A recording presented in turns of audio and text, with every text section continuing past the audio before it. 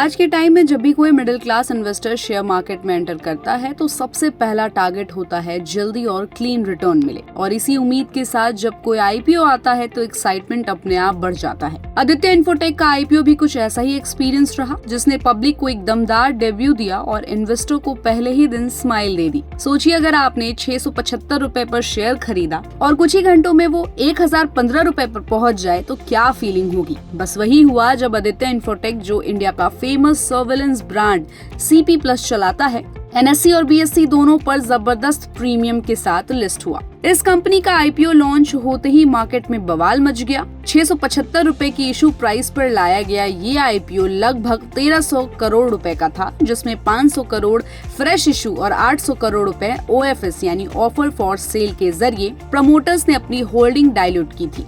लेकिन सबसे ज्यादा हैरानी तब हुई जब ये आईपीओ 3 दिन में ही 100 गुना से ज्यादा ओवर सब्सक्राइब हो गया। यानी डिमांड इतनी जबरदस्त थी कि हर इन्वेस्टर, चाहे वो रिटेल हो या HNI हो या QIB, सबने जोर लगाकर हिस्सा लिया। ये साफ दिखाता है कि कंपनी के बिजनेस मॉडल और CP+ ब्रांड पर लोगों का भरोसा कितना स्ट्रॉन्ग है। लिस्टिंग वाले दिन सुबह आदित्य इन्फोटेक ने 1015 रुपए पर एंट्री ली, जो कि आईपीओ प्राइस से करीब 50% ज्यादा था। BSE पर ये 1018 रुपए तक गया, यानी लिस्टिंग डे पर ही इन्वेस्टर्स ने तगड़ा फायदा कमाया। एक सिंगल लॉट यानी 22 शेयर पर भी करीब 7500 रुपए का फायदा मिल गया। कुछ बड़े इन्वेस्टर्स ने तो 10 से 15 लॉट लिए हुए थे। उनके लिए तो लिटरली एक दिन में 50,000 से 1 लाख रुपए तक का प्रॉफिट बन गया, बिना किसी टेक्निकल एनालिसिस या long term wait. Grey market premium यानी GMP भी इस आईपीओ के लिए काफी हाई चल रहा था और उसी ने पहले से ही इशारा दे दिया था कि लिस्टिंग धमाकेदार होगी।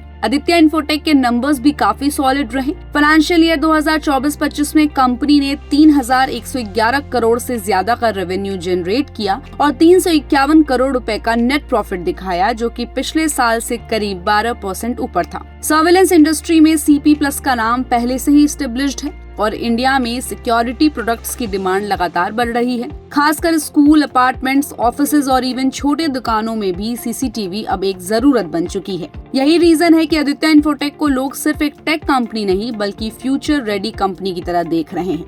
आदित्य इन्फोटेक की लिस्टिंग ने साफ कर दिया है कि इंडिया का आईपीओ मार्केट अभी भी जिंदा है और इन्वेस्टर्स अच्छे ब्रांड, सॉलिड फाइनेंशियल्स और नोन प्रमोटर्स पर भरोसा जताने को तैयार हैं। अब अगली बार जब कोई नया आईपीओ मार्केट में आए तो आदित्य इन्फोटेक जैसे केसेस को याद रखिए, क्योंकि सही डिसीजन, सही वक्त और थोड़ा सा रिस्क आपके पोर्टफोलियो को एक अच्छा बूस्ट दे सकता है। तो क्या आपने भी इस आईपीओ में हिस्सा लिया है? हमें अपनी राय कमेंट बॉक्स में दे और ऐसे ही अपडेट्स के लिए keep watching and subscribe good returns.